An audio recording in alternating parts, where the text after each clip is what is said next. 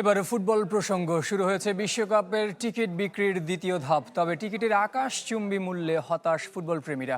কাতার বিশ্বকাপের চেয়ে বেড়েছে 7 গুণেরও বেশি। ফাইনাল ম্যাচ দেখতে গুনতে হবে সর্বনিম্ন $4,185 বা প্রায় 5 লাখ টাকা, এমনটাই দাবি করেছে BBC. Well, the World Cup is coming to NYC, but obtaining a ticket's not gonna be easy. ড্রয়ের পর বৃহস্পতিবার থেকে দ্বিতীয় দফায় শুরু হয়েছে বিশ্বকাপের টিকিট বিক্রি। কিন্তু টিকিটের মূল্য দেখে রীতিমতো চক্ষু চড়ক গাছ বিশ্বজোড়া ফুটবল প্রেমীদের। বিশ্বকাপ ইতিহাসের রেকর্ড মূল্য উঠেছে টিকিটের দাম। ক্ষেত্র বিশেষে যা কাতার বিশ্বকাপের চেয়ে 7 গুণ বেশি। ইংল্যান্ডের ফুটবল প্রেমীদের সবচেয়ে বড় সংগঠন অ্যাসোসিয়েশন ইংল্যান্ড ফ্যান্স বলছে এটা সমর্থকদের জন্য ফিফার চপেটাঘাত। দলগুলোর জনপ্রিয়তার উপর নির্ভর করে মূল্য নির্ধারিত হচ্ছে। শুধু তাই নয়, সময়ে সময়ে বাড়ছে টিকিটের দাম।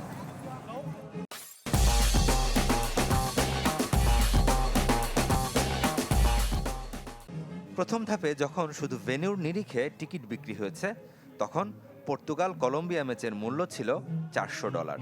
ড্রয়ের পরপরই যার রিসেল ভ্যালু দাঁড়িয়েছে $2,000। 2 ঘন্টার ব্যবধানে হয়েছে $3,000। এছাড়াও ব্রাজিল আর্জেন্টিনার খেলা দেখতে খরচ করতে হবে লাখ টাকার বেশি। সে তুলনায় স্কটল্যান্ড, কুরাসাও, হাইতির সমর্থকরা মাঠে বসে খেলা দেখতে পারবেন অর্ধেকেরও কম দামে। 3 ক্যাটাগরিতে ভাগ করা হয়েছে টিকিটের মূল্য। ফাইনাল ম্যাচের সর্বনিম্ন টিকিটের দাম নির্ধারণ করা হয়েছে $4,185 টাকায়, যার পরিমাণ $5,23,000। আর প্রিমিয়াম গ্যালারির জন্য সংখ্যাটা $8,860 বা 11 লাখ টাকার বেশি। ফিফা আনুষ্ঠানিকভাবে না জানালেও এই রিপোর্ট প্রকাশ করেছে বিবিসি। কাতার বিশ্বকাপে যেখানে সর্বনিম্ন $1,800 মধ্যে গ্রুপ পর্ব থেকে ফাইনাল পর্যন্ত 7 ম্যাচ দেখতে পেরেছেন সমর্থকরা, সেখানে 2026 বিশ্বকাপের 8 ম্যাচ দেখতে গুনতে হবে $6,000 বেশি। এমন অবস্থায় হতাশ, ক্ষুব্ধ যুক্তরাষ্ট্রের ফুটবল প্রেমীরা। আমাদের মতো শ্রমজীবী মানুষের জন্য বিশ্বকাপ ফুটবল নয়। আমার ছেলের অনেক ইচ্ছে ছিল মাঠে বসে খেলা দেখার, কিন্তু টিকিটের উচ্চ মূল্যে তা সম্ভব হচ্ছে না।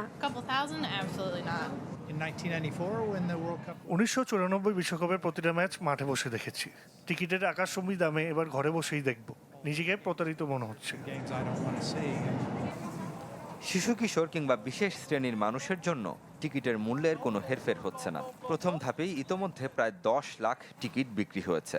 তৃতীয় ধাপে টিকিটের রিসেল মূল্য আরও বাড়বে বলে ধারণা করছে যুক্তরাষ্ট্রের ব্রোকার হাউসগুলো।